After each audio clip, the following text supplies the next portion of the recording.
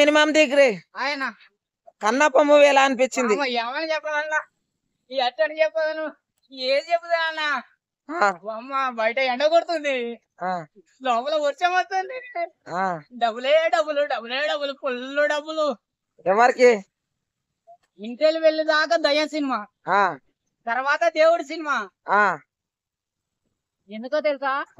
అందులో మరో కలియుగ రాముడు ఉన్నాడు, మరో కలియుగ కృష్ణుడు ఉన్నాడు, మరో కలియుగ భీముడు ఉన్నాడు, మరో కలియుగ దేవుడు ఉన్నాడు ప్రభాస్. ఆయన లేకపోతే 7 గంటలా వెంకటరమణ గోవిందా గోవిందా మూవీయా. బయట ఎండ వస్తుంది, లోపల వాన వస్తుంది, రాళ్ళ వాన చూసినాం, రప్పల వాన చూసినాం, డబ్బుల వాన ఫుల్ డబ్బులు. హైలైట్స్ ఏందో తెలుసా? ఒకటి హీరోయిన్ నడుము, రెండోది ప్రభాస్ కళ్ళు. ఏందన్నా ఏ జన్మలో ఏ పుణ్యం చేసుకున్నాడో మంచు విష్ణు సినిమాలో ప్రభాస్ని పెట్టిండు. డబ్బులే డబ్బులు డబ్బులే డబ్బులు ఫుల్ డబ్బులు. రేవంత్ రెడ్డి సారు మంచు విష్ణు ఇంటికి పోలీసుల్ని పంపు పంపు పంపు ఫుల్ డబ్బులు. అంటే మంచు విష్ణుకు రేవంత్ రెడ్డికి ఎంత సంబంధం? డబ్బులు వచ్చినాయి, నల్ల డబ్బులు బ్లాక్ మనీ. అంటే ఇప్పుడు ఎన్ని కలెక్షన్ పరంగా ఎన్ని రావచ్చు? మంచు విష్ణు నాకు 100 కోట్లు పంపిస్తే నేను ఒక సినిమా తీసుకుంటాను ఆయన, నీ దండం పెడతాను ఆయన, నీ కాలం పెడతాను ఆయన. ఓకే, ముఖ్యంగా మోహన్ బాబు గారి క్యారెక్టర్ ఎట్లా అనిపించింది? నాకు ఏది నచ్చలేదన్నా, ఒక అనగారిన వర్గాలకు సంబంధించిన వ్యక్తి ఆ భక్తుడు, శివ భక్తుడు. ఎవరు? గిరిజనుడు. గిరిజనుడు అంటే మా తెలంగాణ భాషలో, మా నల్లగొండ భాషలో, మా నల్లగొండ యాసలో లంబాడి వాళ్ళు అంటారు, ఆదివాసులు అంటారు, గిరిజనులు అంటారు. 3 రకాలుగా పిలుస్తారు.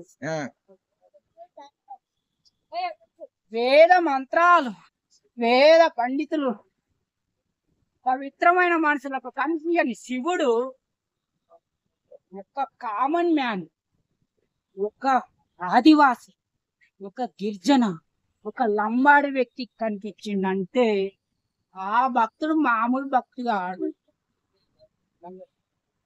అంటే ఆయన భక్తిని మెచ్చిండా శివుడు?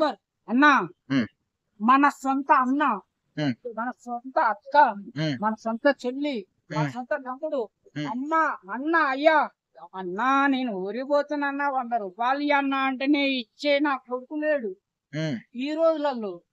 అలాంటిది ఒక రాయి అంటే ఆయన రూపంలో ఆయనకు మించిన దైవం లేదు.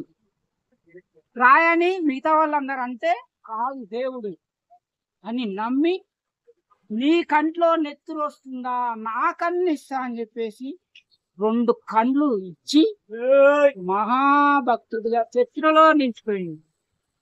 అది గిరిజనుడు అంటే, అది ఆదివాసి అంటే, అది లంబాడి అంటే.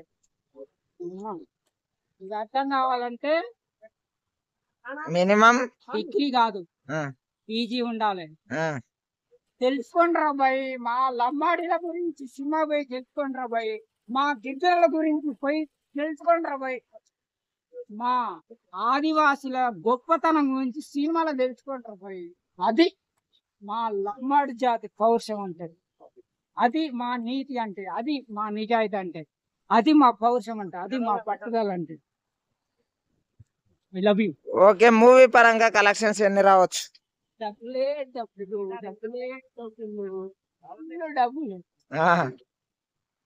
ఇప్పుడు ఏంటంటే బయట కూడా దళితుల పైన దాడులు అవుతున్నాయి కదా, దానిపైన కూడా ఏమంటారు ఈ మూవీ పరంగా? ఈ మూవీ పరంగా అంటే ఒక భక్తుడు, ఒక గిరిజనుడు కదా, ఆయనకే పరమశివుడు దర్శనం ఇచ్చాడు. మనిషివి నేను మనిషిని, ఒకవేళ తప్పు చేస్తే, తెలుసో తెలియకో తప్పు చేస్తే పోలీసులు ఉన్నారు, చట్టాలు ఉన్నాయి, వ్యవస్థ ఉంది, కోర్టులు ఉన్నాయి, కేసులు ఉన్నాయి, అవన్నీ ఉన్నాయి. ఏదైనా తప్పు చేసినప్పుడు రాజ్యాంగపరమైన హక్కు పోవాలి, కేసు పెట్టాలి. ఈయన దిక్కిండు సార్, నన్ను దిక్కిండు సార్ అని కేసు పెట్టాలి. కొట్టిండు, నన్ను కొట్టిండు సార్ అని కేసు పెట్టాలి, అయిపోతుంది. ఈయన నన్ను కొట్టిండు అనుకో, నేను ఒక 4 వేసుకొని ఈయన కొడితే, ఈయన ఒక 10 మందిని వేసుకొని వచ్చి మళ్ళీ నన్ను కొట్టాడు. నేను 20 మందిని వేసుకొని పోయి మళ్ళీ ఆయన కొట్టాలి. ఏం లేదు, వాళ్ళ దాంట్లో కొంతమంది నష్టం, వీళ్ళ దాంట్లో కొంతమంది నష్టం. ఏ నష్టం కలగకుండా ఉండాలంటే ఎవడన్నా తిట్టినా, ఎవడన్నా కొట్టినా, ఏది ఏం జరిగినా కానీ మనకు ప్రతి నెల జీతం తీసుకొని పనిచేసే జీతగాళ్ళు ఉన్నారు, వాళ్ళే పోలీసు వాళ్ళు. వాళ్ళని మనం వాడుకోవట్లేదు, వాడుకోవాలి. అది జీతగాళ్ళు అనడం 100% తప్పు.